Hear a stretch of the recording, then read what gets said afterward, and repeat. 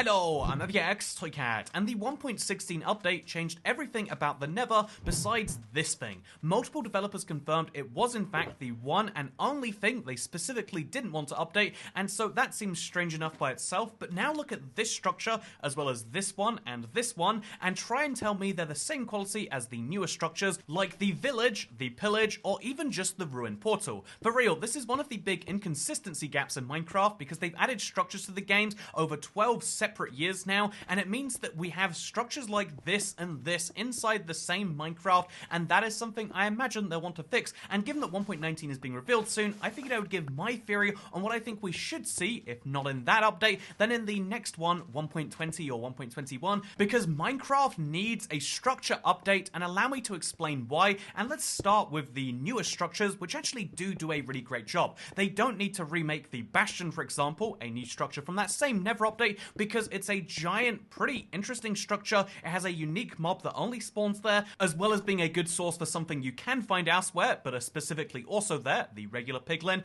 And then on top of that, it also has some pretty interesting loot, being one of the few places in the game you can find ancient debris or diamond stuff outside of having to mine for those things specifically. So there is good loot, there is good reason to go there otherwise, and it's also really interesting to look at. And I think one of the most crucial bits that makes it interesting to explore, even after the first, second, third, fourth time, is the fact that they have 4 separate variants of the Bastion. So in addition to the Bastion being different every time it spawns in your world because it's in a different place, it's also different to explore because you don't know if you're getting the Bastion bridge, or the Bastion with the magma spawning chamber, or the Bastion that surrounds one kind of central pillar, which is so terrifying when piglins come at you from all angles. And also this one has gold blocks kind of hidden away in the corners of the structure. There are so many little secrets and fun things to find with all 4 variants of the Bastion. And now let's compare that to something that's also meant to be fun and exploration based.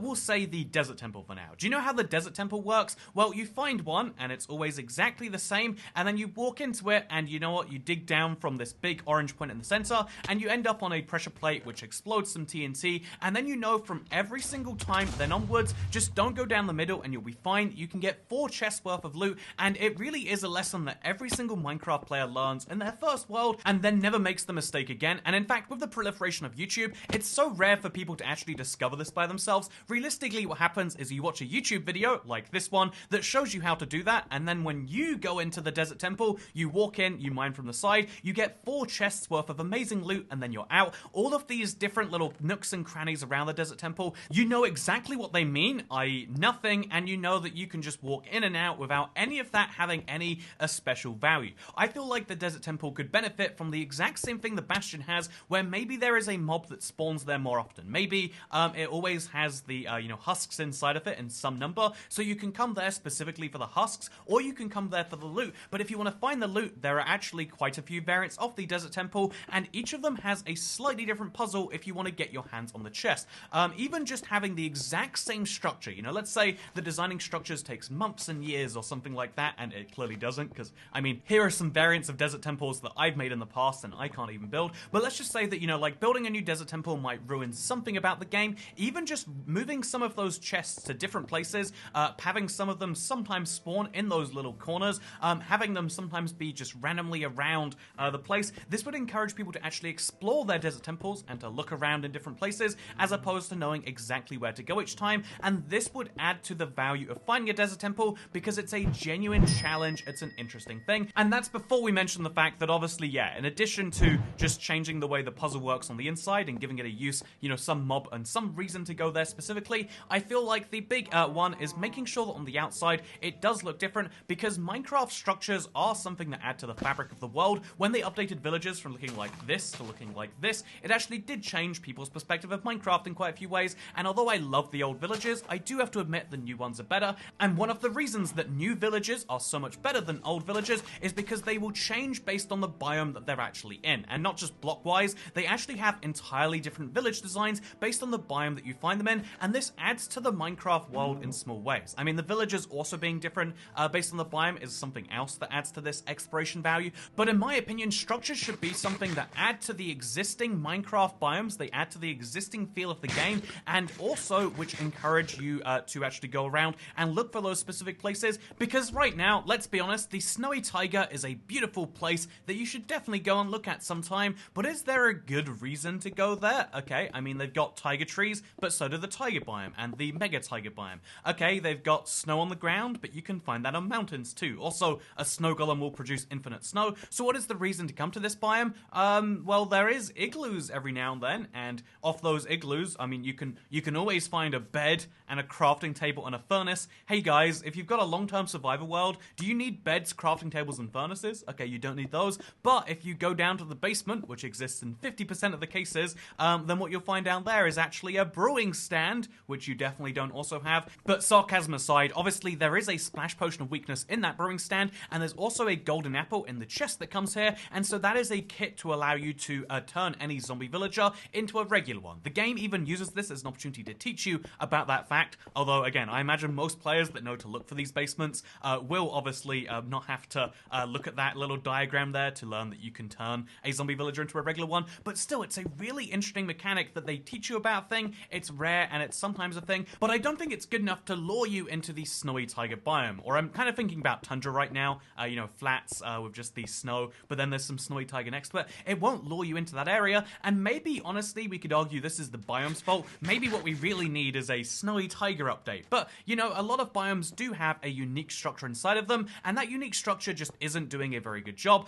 If we come back to the swamp hut, which I kind of railed on earlier, the swamp hut is a better example of how updating these old structures genuinely can make them so much more interesting, because when Bedrock added swamp huts, they added two unique features not found on Java, which have now both been added to Java 2, and so therefore the structure kind of got an update inadvertently in the last few years, because they added a black cat to this thing. You'll always find a black cat with the witch, because witches have black cats, or some stereotype right there. You know, hashtag not all cats, am I right? But more seriously, you'll also find the cauldron, which is always filled with some type of potion, and that potion being found in the cauldron is enough to make you go to these things and maybe scoop it up with a bottle. You might get some free potions, and that's a really cool little side reason to come here. I think the other reason people come to witch huts, the only real reason that anyone cares about these things, is that you can use them to make witch farms if you go through an inordinate amount of effort, and even though that's not my cup of tea, I like that there is some later game use for it. It's just not really enough in the end. I feel like these structures could make the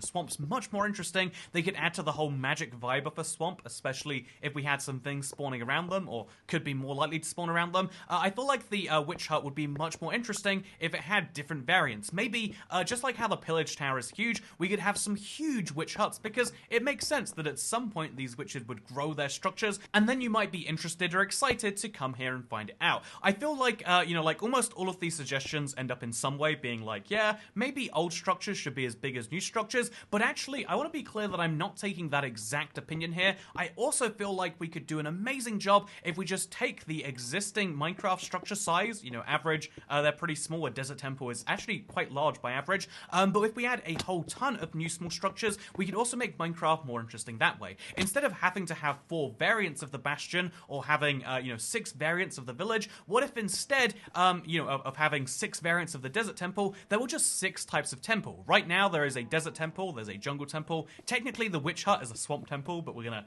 leave that off to the side. What if we could also find a mesa temple? What if we could also find a, snowy tundra temple? Oh, it would be frosty and the entrance would be icy, and you'd find strays in there like crazy, but the rewards could be worthwhile. Wow, I sure want that. What about you? Every single biome that is lacking structures could have some variant of the existing ones, and that way we could make Minecraft biomes feel more unique and more interesting. Minecraft needs a structure update, and that is the reason why. Ultimately, rather than spending all of this time updating biomes one by one, we went for the underwater, then we went for villages, then we went for the nether, then we went for underground, and those are all great updates. The last few major themed updates have been wonderful, but rather than trying to just fix the problem with the snowy taiga biome, trying to make that a more interesting place, rather than trying to just fix the problem with the jungle biome, which they did, rather than just trying to fix all of these problems individually, there are so many Minecraft biomes. I feel like a structure update is a way to either make all of the existing structures more consistent and interesting, or if they really do believe that every single structure that exists right now, like the Nether, the reason the Nether Fortress hasn't been updated is because it's so important for Legacy Minecraft. If that is the case, maybe instead what we could see is we could see them go, okay, all existing structures exist, but we're using it as an opportunity to add a whole ton more and to make sure everywhere has the structures it needs. I mean, take underground, for example. I love the new caves found in Caves and Cliffs, both part 1 and Part 1 doesn't really have new caves, but I love the new caves and cliffs found in the Caves and Cliffs update, fun fact, but I feel like when you look at the Stronghold and the Mineshaft, it's sad that they haven't been updated, and it's also sad that they're not adding a single new underground structure to 1.18. Obviously there's the geode in 1.17, but is that even a structure? I would argue it's kind of something else entirely. It would be cool if there were new, unique challenges underground in these big caves, specifically to make you find them. It would be cool if there were new structures and loots that go beyond just the vague idea of the Warden Cabin we've heard about so far. And so, yeah, I actually wanted to use this as an opportunity not just to say we need a structure update, but actually to point out how a structure update could go. Because,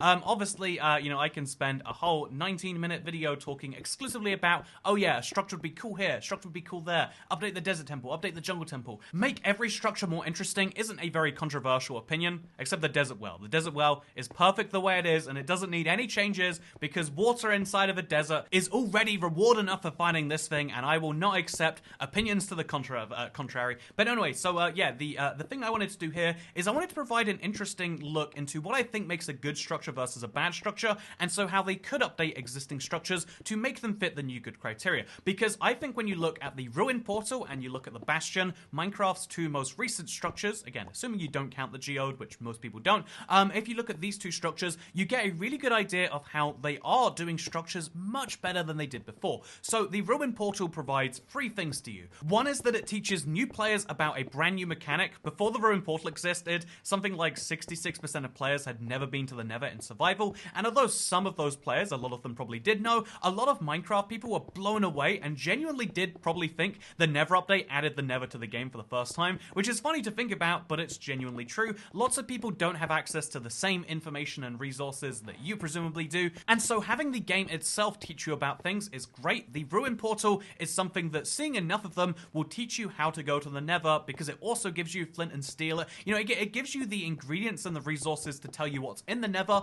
as well as telling you how to get there. I think that's wonderful. So the structure both has new knowledge for new players, while also fitting into the lore of the world. So that means that if you're an existing player, you don't look at it and go, oh, why is the game trying to teach me how to make a Ruin Portal? I know how to make a Nether portal. I've been there before, Mojang. No, you look at it and you go, wow, it's you know, the way that the Nether and the overworld exist, clearly they used to be linked, and all the portals have now been destroyed. There's extra lore in there for older players, and then the lore in there for new players is just, oh, that's how you go to the Nether. It teaches you about something while adding lore, and that is incredible by itself. But then the second thing that it does is it has some reason for you to go there, even once you know about their existence. I mean, once you find your first one, and your second one, and your third one, for most structures, it's like, yeah, I'm as good as done as I can be in a world, but the loot is good enough in a Ruin Portal that you will keep coming back to try it for more. However, it's not game-breakingly good. It's not like, I don't know, the End Cities, where you just get enchanted diamond tools all over the place, which I guess have been balanced by the addition of Nether right now, but like, it's not insanely overpowered,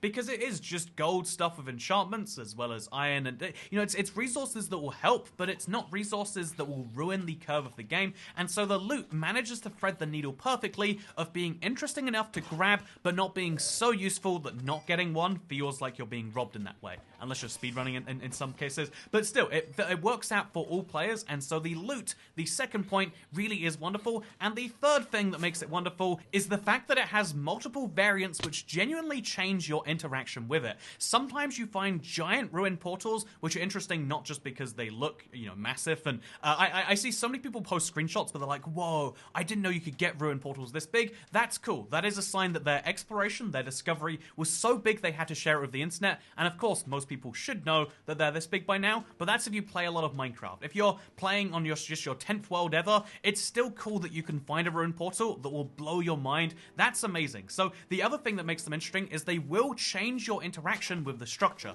Finding a ruin portal is not as simple as loot the chest, fill the portal. It can be more complex because some of them have lava underneath, which you can use to make a portal. Some of them have multiple ruin portal entrances that you can work out which one you're going to use. Some of them have a lot of crying obsidian, which you can take and use that to make yourself a respawn anchor.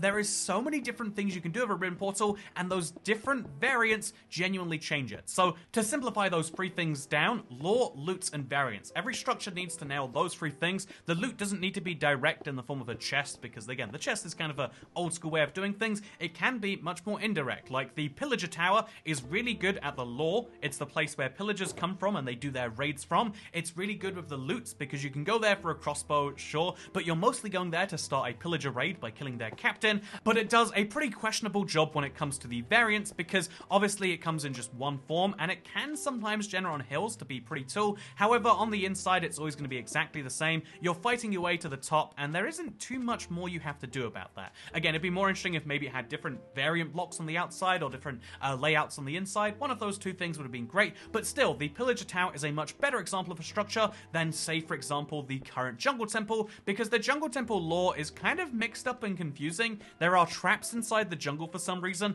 They've got the only source of mojang placed redstone in the game, i.e. naturally generated, although it's not clear why and how it was placed there. Again, maybe there's something interesting there, but I've never, been inspired by the jungle temple.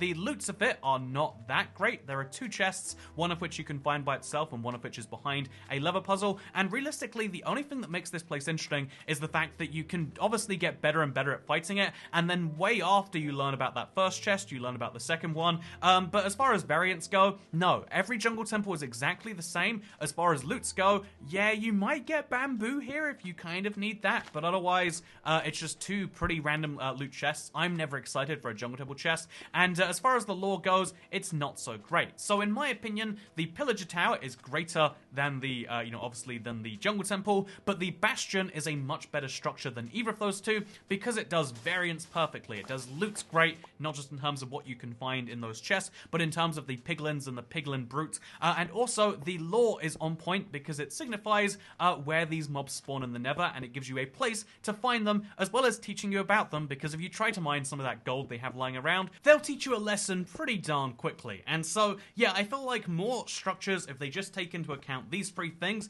they would go really great. Whether that's new structures, which is, a way that you could do it while preserving all of those old beautiful structures like the desert well, the witch hut, and the igloo, which again, all beautiful, perfect structures. But otherwise, I would say, looking at things, you can see that, the stronghold right now really is lame that it's always the same. It should perhaps vary with the height that it goes to. Maybe it could be made of deep slate. Maybe when you get super, super low down, it's got some magma blocks in there. And maybe when it's super close to the surface, it actually will generate with an actual entrance into there, so that some strongholds are immediately findable. Again, make it rare, but an interesting thing that can happen. And so yeah, that's how the stronghold could be made more interesting. Also give the stronghold better loot than just having the whole end portal that makes the end of the game work. I'm obviously joking there. But yeah, I feel like every structure could do with a massive improvement, and the reason that I think this is more likely than just a fanciful, oh, they didn't update the Nether Fortress for some reason, and I'm assuming they're not just, thinking, oh, it's perfect, because no one thinks the Nether Fortress is perfect,